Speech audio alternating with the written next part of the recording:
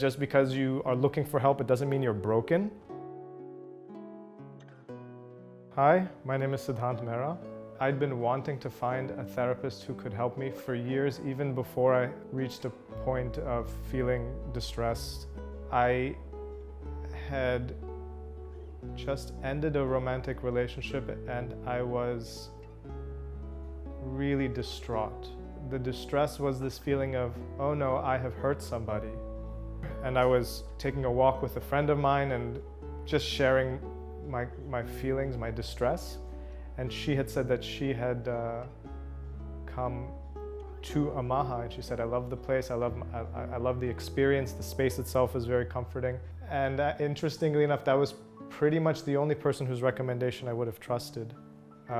Because it was such a big hurdle, the fact that I'd had a negative therapy experience in the past.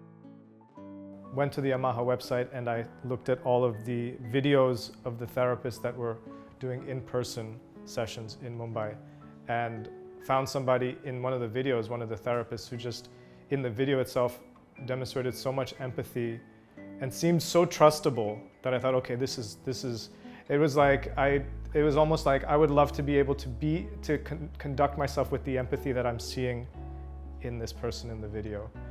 Coming for therapy was, the immediate cause was a feeling of distress. The longer term cause was this desire that I had to learn how to manage my emotions better. I moved to India a long time ago, like 12 years ago. And when I moved here, my grandparents were alive. And my grandfather was a really great source of support, emotional support. Kind of a figure who would give unconditional acceptance and support. He died, he fell sick and died within about 2 years of me moving here. And since then, it was kind of just me navigating, trying to work and do things that I wanted to do in a pretty hostile environment. In terms of people whom I would date, or friends and collaborators and clients and mentors, all just kind of critical, surrounding myself with a lot of critical people rather than supportive people. That relationship that ended was a supportive relationship, and it just logistically did not work out. I was flooded with panic, and I realized we could have ended this in a much more decent way.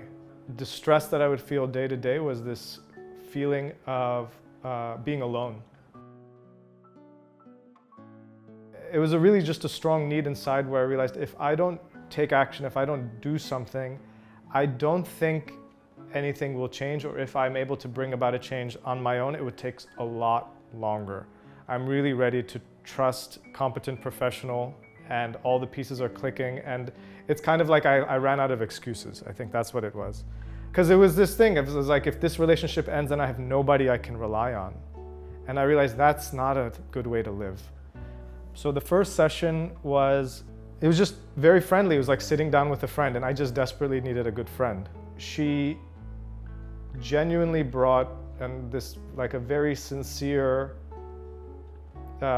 energy of acceptance and forgiveness.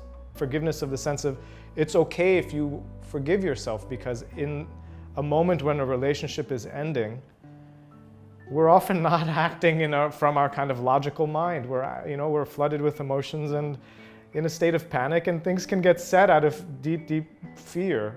I don't think today she's ever given advice, but a broader insight into how humans react to different situations.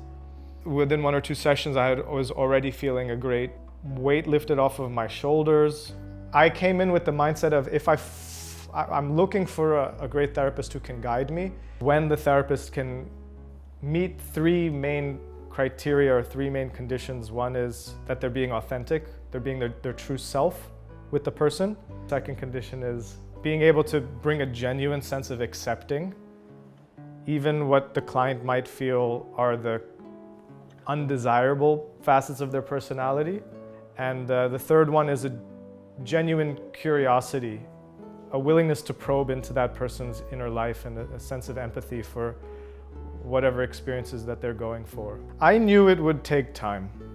And just to fast forward, it's a year later, a year and like 13 months later, And it's almost like my therapist gives me this, like, I think she really brings a lot of this hope that I can get the support I need and then in therapy and then build that type of a life, of a supportive life outside of the therapy space.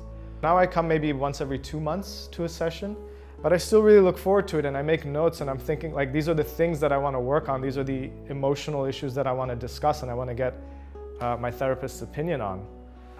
From